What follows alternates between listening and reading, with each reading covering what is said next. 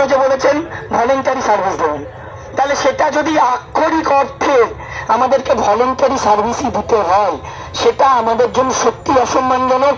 এবং আমরা এত বছর যোগ্য হয়ে চাকরি করে এই সবার সামনে শুনবো আমি ভলেন্টারি সার্ভিস দিচ্ছি, এটা জীবনে কোনোদিন বেঁচে থাকতে মানা যায় না। আবার হাততালি দিতে বান করেছি, হাততালি, ঠিক আছে, বাধ্য হওয়া পরের ব্যাপার। আবারও বলছি, দেখুন, এটা মানবেন কি মানবেন না জানি না, মানুষের সিচুয়েশন কিন্তু সব সময় মানে পরিস্থিতির চাপে অনেক কিছু মানতে বাধ্য করে। সত্যি কথা, এটা অনেক সময় মানতে বাধ্য করে। ধরুন, আমি একদম লজিক্যাল কথা বলবো, ধরুন রাগের বসে রক্ত গরম, আমি চাইছি কোনোদিন মানবো না, এখন মনে হলো 1 বছর চাকরি চলে গেল, 1 বছর পরে গিয়ে আপনার মনে হবে না যদি 20,000 দিত তাও তো চলতো রে বাবা কিছু, এটা মনের মধ্যে চলবে কি চলবে না, এটা লজিক্যাল, এটা ভাববেন। এটা কিন্তু আমি রাগের বসে বলছি না, এটা অনেকের মনে তখন আসবে, তাই লজিক্যাল কথাগুলো ভাববেন। পরিস্থিতির চাপে বাধ্য হয় অনেক সময় মানুষ, কিন্তু ভলেন্টারি সার্ভিস আমরা এখন মেনে নেব কোনোদিন নেই। যাই হোক, দ্বিতীয়ত যেটা হয়েছে, এই যে বললাম যোগ্য অযোগ্য, উনি যখন সারা দিন ধরে বললেন যোগ্য হয়ে লড়বো, যোগ্যদের চাকরি যাবে না, যোগ্য এই করবো এই করবো, লাস্টের কথাটা কি বলা খুব জরুরি ছিল, কারণ উনি জানতেন বাইরে অনেক অযোগ্য আছে, এটা অনেক অযোগ্য দেখছে। 1,000 ভোট, অযোগ্য সংখ্যা তো কম নয়, 1,000 ভোট, তাদের পরিবারের ভোট আমাকে হাতে রাখতে হবে, আমার এটাই মনে হয়েছে। সেই জন্যই উনি বলেছেন যে যোগ্যদেরটা দেখছি, অযোগ্যদেরটাও ভাববো, তোমরা বাবা এমন কিছু করো না, আমরা আছি, এটা উনি বার্তা দিয়ে রাখলেন। এটা করাটা কি খুব দরকার ছিল, কারণ আজকে যাদের জন্য, যে পরিস্থিতির জন্য, যে আলাদা না করার জন্য হাইকোর্ট রায়টা দিয়েছিল, যাদের জন্য আজকে আমাদের জীবন বিপন্ন, আমাদের এই মানে দশা, আজকে তাদেরকে সাথে নেবেন আমাদের সামনে বসে, এটা কি কখনো হয়? আমরা মেনে নেবো? আমরা মেনে নিয়ে আমরা চিঠিয়েছি। কয়েকটা জিনিস আমি বলছি, এটা আমার ব্যক্তিগত মতামত।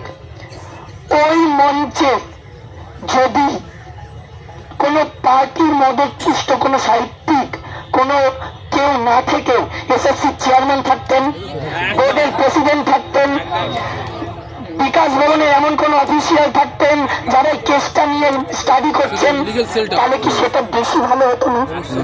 তাহলে এই জিনিসগুলো কি তাদের মাথায় ঢোকে না? এইটা আমাদের পছন্দ হয়নি, আমার পছন্দ হয়নি।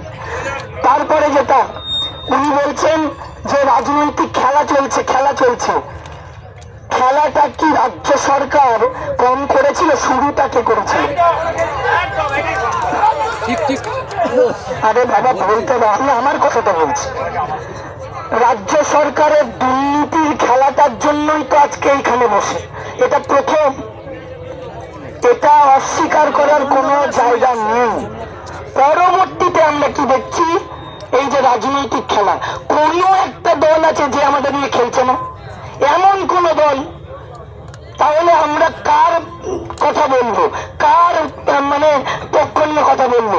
এমন কেউ নেই যার পক্ষ নিয়ে আমরা কথা বলবো। আমরা একটা পক্ষ নিয়ে কথা বলবো, সেটা হচ্ছে যারা আমাদের যোগ্যতার পক্ষ নেবে, যারা যোগ্যতার পক্ষ নেবে, সুবিচার দেওয়ার কথা বলবে, সত্য কথা বলবে, ন্যায়ের কথা বলবে, সে তুমি যেই হও না কেন ফার্মে যাও, তার কথা শুনবে।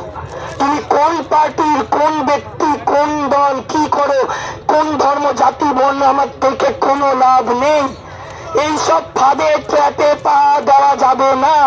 আমাদের আন্দোলন যখন হবে এইগুলোই মাথায় রাখতে হবে। এই যে ফ্র্যাটার্নিটি, এটা একটা কিন্তু untainted teaching and non teaching staff fraternity, এই একটাই পরিচয়।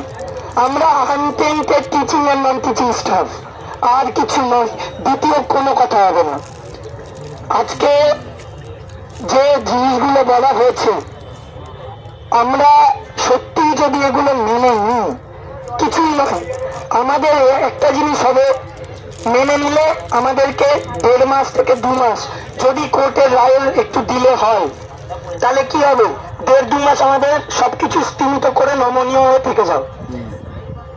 কিন্তু সেই যে চাকরি চলে যাওয়ার তেজ, সেই যে দুঃখ কষ্ট, এই যে রাস্তায় পড়ে আছেন, এই যে এখন সব হারানোর ভয় ভীতি, যখন আবার স্কুলে গিয়ে পড়াবেন মাসের শেষে, এই মাসের শেষে মাইনেটা ঢুকবে, আবার ভুলে যাবেন, আবার ভুলে যাবেন। ওই ব্যাংক ব্যালেন্সটা বিশাল বড় জিনিস।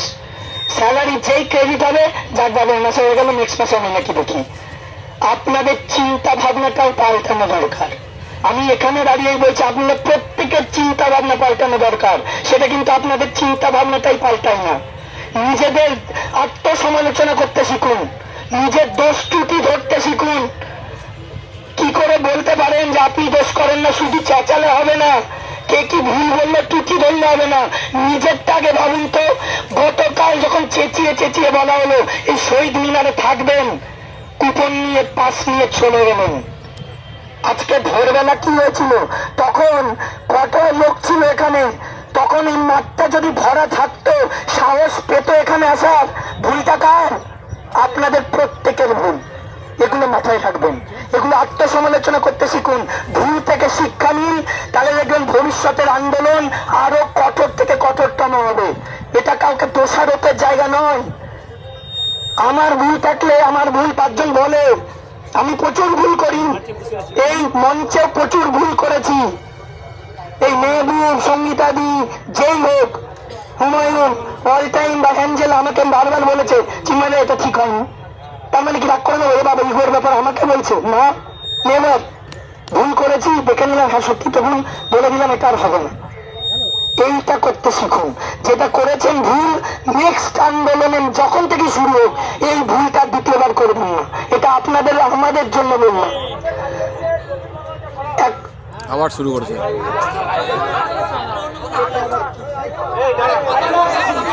কি হলো না? সত্যের অশিক্ষিত অশিক্ষিত হয়েছে কিভাবে কে জানে। শোনার ধৈর্য নেই। হ্যালো হ্যালো, প্রথমে একটা কথা আমাদের বলার, একটা কথা আমাদের ক্লিয়ার করে নেওয়া উচিত। যেটা চিন্ময় বললো, যেহেতু অনেক বড় একটা সংগঠন, সংগঠনের রক্ষার্থে কখনো কখনো কোনো কোনো জিনিসকে একটু ম্যানেজ করতে হয়, তা নাহলে এত বড় সংগঠনকে আটকে রাখা মুশকিল। আজকে যে মানে যে প্রোগ্রামে আমরা গিয়েছিলাম,